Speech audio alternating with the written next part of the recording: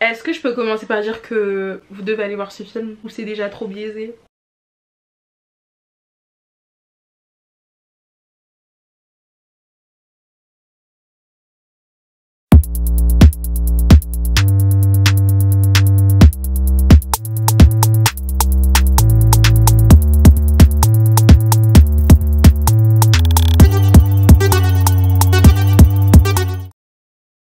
Hey, what's up guys, j'espère que vous allez tous et toutes très bien, moi ça va. Alors aujourd'hui je suis là pour vous parler d'un film que j'ai vu vendredi 28 mai. Il est sorti le 26 mai 2021 au cinéma, je l'ai vu du coup 2 jours plus tard. Du coup au cinéma, d'ailleurs bon retour à tous au cinéma parce qu'avec ma vidéo précédente c'est vrai que je pensais pas trop à ça. Je voulais juste te dire que pour moi c'était un pur plaisir. Les premiers films que je suis allée voir c'était Drunk, dont j'avais beaucoup entendu parler avant le confinement. Malheureusement j'avais pas eu le temps d'aller le voir, et Miss. Donc voilà, les deux je les ai beaucoup aimés.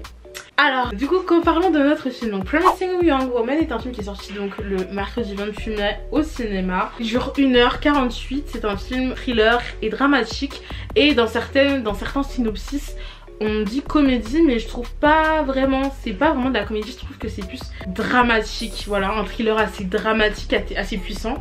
Il y a de l'humour noir, mais je dirais pas que c'est un film de comédie, j'irai pas jusque là parce que la symbolique est très importante et le message aussi. Donc c'est un film de Emerald Fennell et le personnage principal est incarné par Carey Mulligan. Je peux vous lire encore un synopsis que je peux trouver, mais en fait j'ai peur de trop en dire encore une fois. Je sais pas résumer ça, vous le savez si vous avez vu certaines vidéos, je le dis. Et en gros c'est l'histoire d'une femme qui est dans la vie active, qui a peut-être dans la trentaine, et travaille dans un café avec son ami. Et bon, pour vous la faire courte, sa vie c'est pas la plus joyeuse. C'est-à-dire que c'est une femme qui selon un peu son entourage avait tout pour réussir, avait une belle carrière devant elle, mais en gros elle a fini dans un café. Donc pour eux, elle a un peu échoué sa vie, ou du moins on la voyait pas là-bas. En fait il y a un événement qui est arrivé dans sa vie qui va vraiment changer sa vie. Et en fait c'est une femme qui est très intelligente, qui a plein de qualités en fait, qui est très rusée, elle est très forte en fait dans ce qu'elle fait. Et en fait elle mène une sorte de double vie. Dès la nuit tombée, elle va dans des bars et fait des choses que vous verrez en regardant le film. Et en fait on va suivre un peu toute son aventure, voilà, tout ce qu'elle est en fait, tout ce qu'elle fait. Et il y aura une rencontre aussi qui va totalement changer sa vie. Et là c'est le moment où je dois me taire. Je me suis un peu inspirée du synopsis de Allociné. Vous pouvez aller le voir si vous voulez. Je répète un peu les mêmes choses tout en changeant un peu, parce que des fois c'est assez délicat. Moi je sais que je déteste me faire spoiler, donc j'ai pas envie que vous fassiez spoiler de ma faute. Et donc voilà, il y aura une partie spoiler, ce que j'indiquerai dans le titre et que je mettrai en forme de chapitre du coup. Donc d'ici là vous êtes totalement safe. Alors du coup c'est un film qui nous a été vendu comme féministe, qui nous a été vendu comme très avec beaucoup de charme, et pour le coup c'est vrai. Voilà, ça c'est vrai pour commencer. Ça il me semble que c'est écrit sur l'affiche ou quelque chose comme ça, ou dans les bandes annonces aussi. Il est vraiment frais, il y a une bonne énergie. Tout ce qui englobe le film en fait est assez beau. Ça part du visuel, l'histoire un peu moins parce que l'histoire est un peu... Bon bref, je vous laisse regarder. Mais quand même un bel univers qui entoure ce film. Il y a aussi également les couleurs dedans qui sont très belles. Même Carey Mulligan, elle a vraiment un charme en fait, elle a un charisme. T'as juste envie de la suivre, de la regarder. Même en fait son jeu d'actrice, mais aussi tout ce qui l'englobe en fait. Comment elle était habillée, thanks to la team styliste. C'est vraiment un univers de film que j'ai beaucoup aimé. Vraiment les couleurs sont assez pop, colorées. C'est un film qui est joli en fait à voir, tout simplement. À l'image il est très beau. Les acteurs aussi sont bons. C'est vraiment un film en fait qui t'emmène en fait, qui te transporte. Et ce que j'ai beaucoup aimé avec ce film, c'est qu'il y a plein de rebondissements, plein de surprises et plein de plot twists. Et ça c'est vraiment quelque chose qui rajoute quelque chose dans un film. En fait c'est une logique, mais quand en fait on s'attend pas à ce qui va arriver, il y a d'autant plus de surprises quand ça arrive, et du coup t'es vraiment captivé tout au long du film. En plus il dure 1h48, donc il y a beaucoup plus long comme film. Le film est pas lent, mais c'est vrai que tout va très vite à partir des 20 dernières minutes, mais c'est vraiment très important tout au long du film en fait, parce que justement en fait des roses qu'elle va faire, des manigances qu'elle va avoir, des aventures qu'elle va vivre, en fait tu vas juste vouloir la suivre son épopée, suivre son aventure, et suivre ce qu'elle va devenir et ce qu'elle fera dans le futur. Donc c'est un film en fait qui va apporter un réel message, un message assez fort, et qui est également un miroir de notre société en fait, et là à travers d'une femme qui a nombreuses fois été blessée dans ses relations, que ce soit amicales ou amoureuses, et qui va chercher la vengeance en fait, et de sa façon à elle. Sa quête en fait, si vous voulez, on peut prendre ça pour une quête, c'est même pas ça, c'est même pas un peu, c'est que c'est une quête de vengeance, mais qui finalement on se demande si à elle ça lui fait du bien en fait de faire ça, si finalement elle ne se détruit pas encore plus de chercher à faire ça. Et il y a même un personnage dans le film qui va la questionner dessus, qui va lui dire mais te sens-tu bien finalement à faire tout ce que tu fais? Mais c'est sa manière à elle en fait de se sentir mieux en fait. Il y a une critique qui est portée justement, j'ai pas envie de le dire là parce que c'est un spoil, mais concernant ce pourquoi elle se venge, c'est aussi une critique qui est en direction d'hommes, voilà, de la société, de ce que la société est, de ce que les hommes peuvent être. C'est délicat parce qu'en fait j'ai pas envie de spoiler en même temps, mais c'est vraiment un film qui se veut, je pense que vraiment les femmes qui ont pu vivre des choses similaires vont se sentir concernées, vont se sentir vues, vont se sentir, pas toutes hein, bien évidemment, parce que le film parle de telles choses que les gens doivent forcément bien le prendre, même si les personnes ont vécu cette chose là peut-être. C'est un film qui est très personnel aussi, enfin, c'est à dire que si tu as vécu certaines choses du film, tu vas pouvoir peut-être t'identifier en tant que femme. Voilà, elle va en fait aller se venger un peu de tous ces hommes là qui ont fait du mal, qui font du mal aux femmes tout simplement. Elle va se venger. C'est très intéressant de voir en fait comment elle s'y prend. Et c'est un film qui est complètement inscrit dans le mouvement MeToo en fait, dans toute cette aura MeToo. Il est vraiment en phase avec son temps tout simplement. C'est vraiment, on est en plein dedans en fait. Vraiment les couleurs ressortent vraiment du lot, je vous promets, les décors, les costumes, tout sort du lot en fait, tout, même les plans, vraiment il y a un plan où en fait c'est pas vraiment un spoil mais un plan où elle est devant et il y a un mur bleu, il y a uniquement un miroir derrière, un petit miroir. Il est trop beau, vraiment ce plan est trop beau, il m'a marqué, il est magnifique. Un plan également, elle est sur son lit avec un PC qui est vraiment beau. Il est un peu angoissant ce plan mais je l'ai vraiment trouvé beau. Et vraiment Carey Mulligan, elle est vraiment impressionnante dans ce rôle. Le film porte carrément sur elle, hein, sur ses épaules. Bien évidemment les personnages secondaires jouent pour beaucoup, mais elle est vraiment très forte et elle marque les esprits. Après c'est un film qui peut être critiqué aussi également sur sa forme, sur son fond. Et là je pense que je vais passer plutôt en partie spoilers parce qu'il y a plus de choses à dire à ce moment là, mais voilà, je vous conseille vraiment d'aller les voir. En fait j'ai peur que ce que j'ai dit en partie non spoiler ne soit pas assez complet, mais j'évite vraiment de trop spoiler parce que c'est un peu inutile. C'est mieux d'aller découvrir en salle en fait, aller découvrir en salle. Mais c'est un film qui ose, c'est un film qui tente. C'est un film qui est joli, très beau visuellement. C'est un film qui je pense n'ennuie pas. Alors autant on peut ne aimer ou ne pas aimer, mais je trouve pas qu'il est ennuyeux. Après la première partie du film peut l'être. À la fin moi je me suis pas ennuyée du tout, mais ça peut l'être. Pour les gens qui aiment beaucoup l'action, qui aiment beaucoup quand ça me bouge plus, ça peut être un peu ennuyant. Mais sur la fin ça reprend très vite. Et très intéressant. Il y a beaucoup de plot twists, de surprises, de moments inattendus, de choses assez soudaines qui finalement nous procurent également une forme de satisfaction mais aussi de frustration très là, voilà, très présente et qui va nous donner envie de savoir ce qui va se passer à la fin. Je m'arrête là pour la partie sans spoilers parce que j'ai beaucoup plus de choses à dire en spoilers. J'espère que cette partie sans spoilers vous aura un peu convaincu, du moins soyez curieux. En plus je sais que beaucoup de gens se plaignent de ce qu'il y a en ce moment au cinéma, qu'il n'y a pas suffisamment de trucs intéressants, blabla. Donc bon, si c'est vraiment votre avis fermement, je vous conseille justement d'aller voir ce film pour vous faire changer d'avis. Et c'est tout pour moi en partie non spoilers. Let's go en partie spoilers. Alors maintenant je peux un peu plus détailler ce que je veux dire. Alors il y a ça critique beaucoup donc les hommes sur ce film, clairement ça critique les hommes, mais également les femmes parce qu'en fait j'ai vu que beaucoup disaient que finalement les hommes étaient tous des méchants prédateurs dans ce film.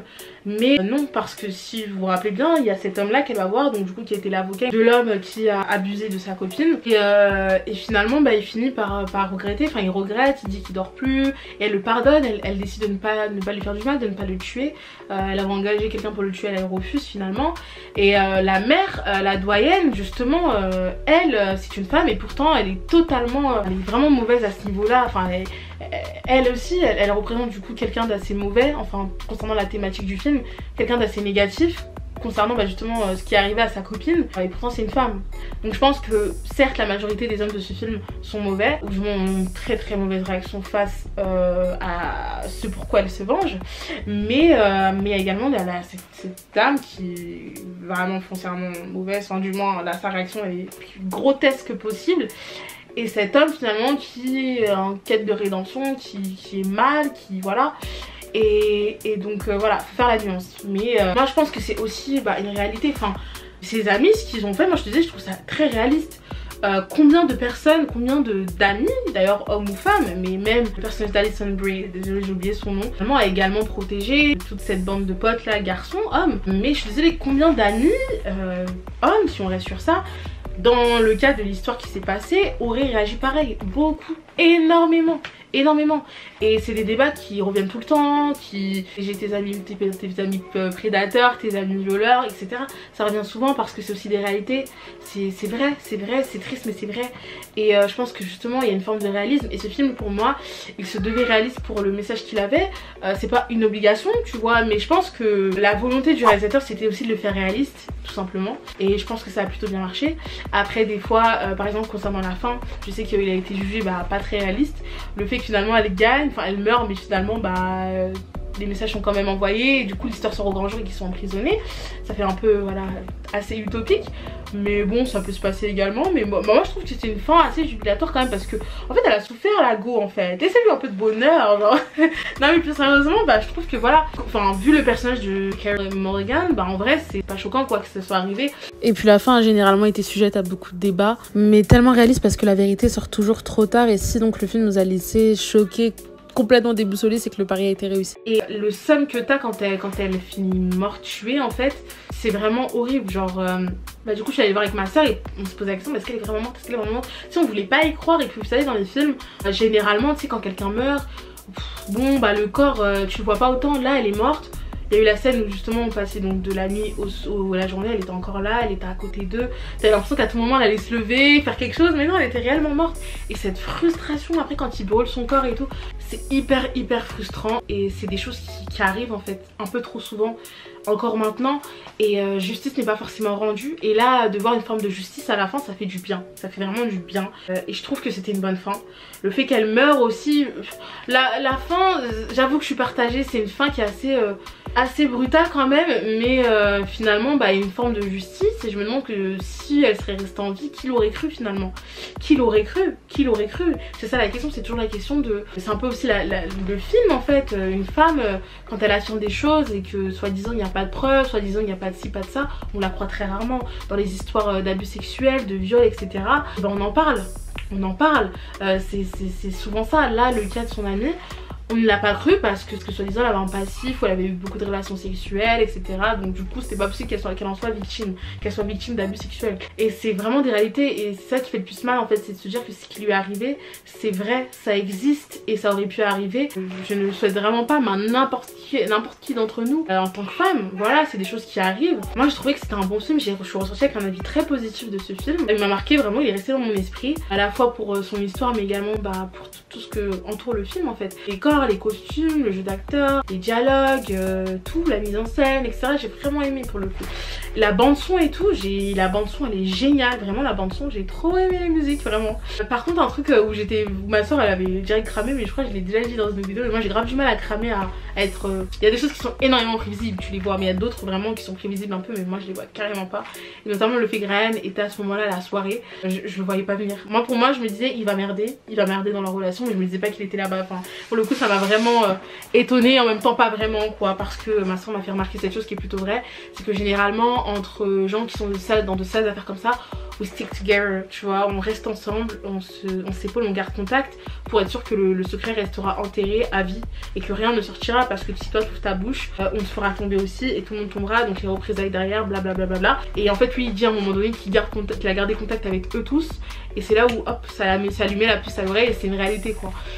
Généralement je suis désolée mais quand tu connais l'histoire tu gardes pas contact avec eux, c'est avec des gens comme ça, c'est un peu choquant, enfin c'est un peu bizarre quoi. Voilà, voilà, c'est un film qui m'a énormément touchée, un film que j'ai beaucoup aimé. Désolée si je reste un peu superficielle dans la vie, mais c'est vraiment ce que je pense en fait, je vois rien d'autre à dire. Je peux que vous conseiller d'aller le voir. J'ai vu beaucoup de critiques concernant le fait que on porterait les hommes comme étant tous des mauvais hommes, tous des mauvaises personnes. Encore une fois il y a sa contrebalance avec l'homme dont je parlais auparavant, l'avocat.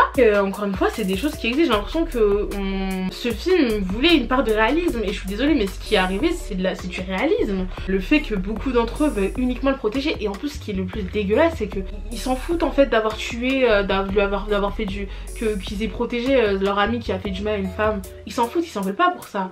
Ils ont peur parce qu'ils peuvent finir en prison, ils auront peur parce que leur vie magnifique, parfaite peut être brisée.